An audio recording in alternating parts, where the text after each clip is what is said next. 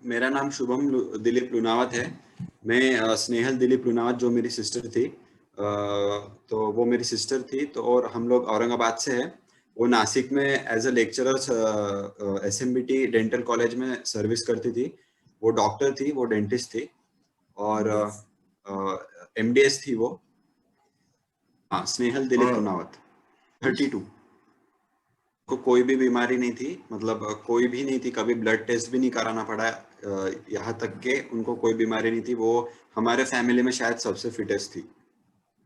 27 जनवरी को उन्होंने फर्स्ट 28 जनवरी को उन्होंने फर्स्ट डोज लिया था कोविशील्ड का।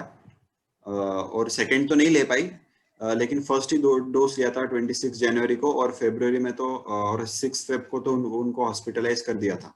तो उन्होंने 28 को वैक्सीन लिया नासिक में उनके कॉलेज में, एसएमबीटी डेंटल कॉलेज में। वहाँ पे उन्होंने वैक्सीन लिया कोविशील्ड का फर्स्ट डोज।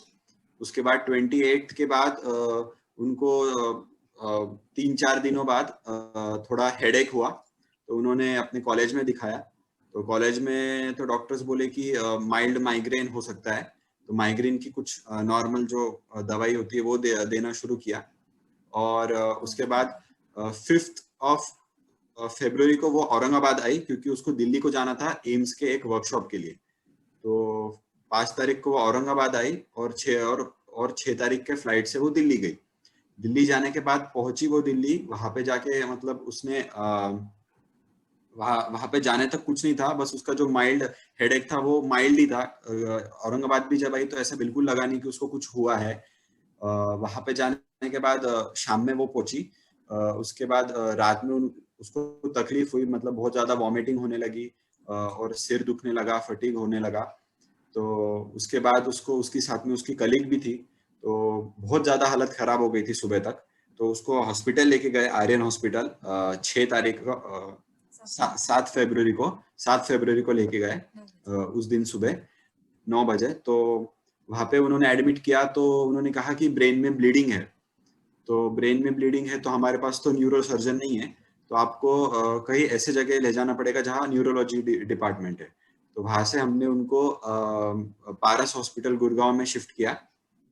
तो वहां पे मतलब अपना ये पद्मश्री डॉक्टर्स थे वहां पे। तो हॉस्पिटल काफी अच्छा था और उनका एक डेडिकेटेड अलग से न्यूरोलॉजी ये आईसीयू था।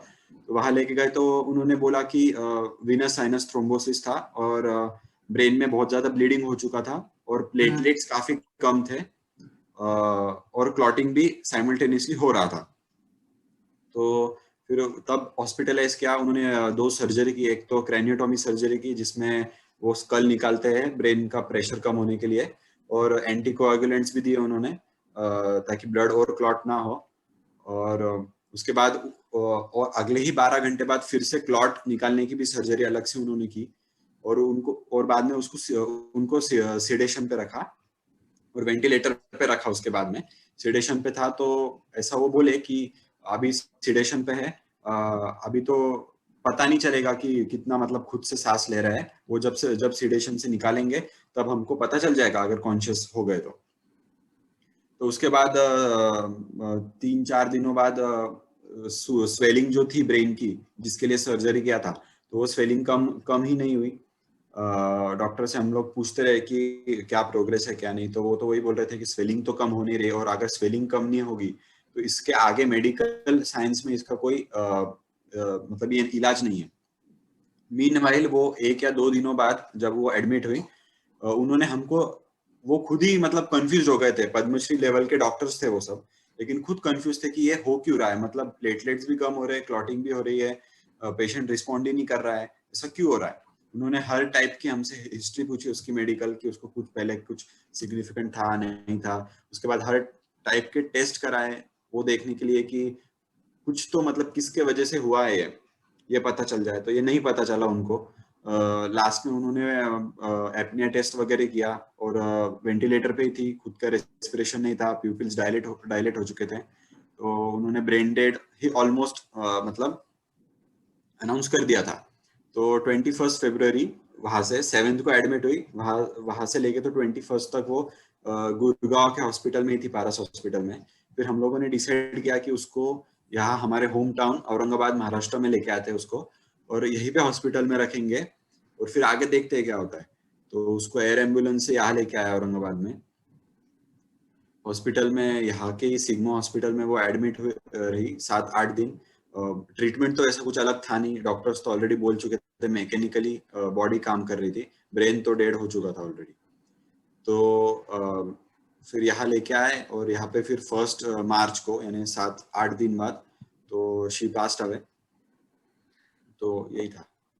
नहीं, कुछ इन्फॉर्मेशन नहीं दिया था कि कुछ साइड इफेक्ट होगा, सिर्फ इतना ही बोला था कि हाथ के वहां दर्द होगा, हाथ भारी होगा और फीवर हो सकता है, बस इतना ही बोला था।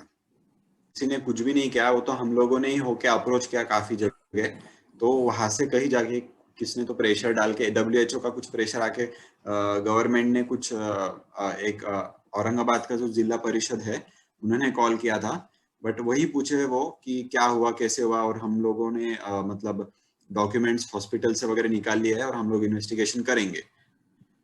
तो मालिनी एसोला मैम जो है को कन्वेयर जो है वो ऑल इंडिया ड्रग नेटवर्क की, उन्होंने मदद किया रिपोर्ट करने के लिए, तो पेपर में वगैरह भी न्यूज आया था, तो शायद उसके वजह से गवर्नमेंट ने वो नोट शायद किया हो, और उन्होंने तो बोल भी दिया है न्यूज में कि it is not due to vaccination, जबकि कोई इन्वेस्टिगेशन हुआ ही नहीं है।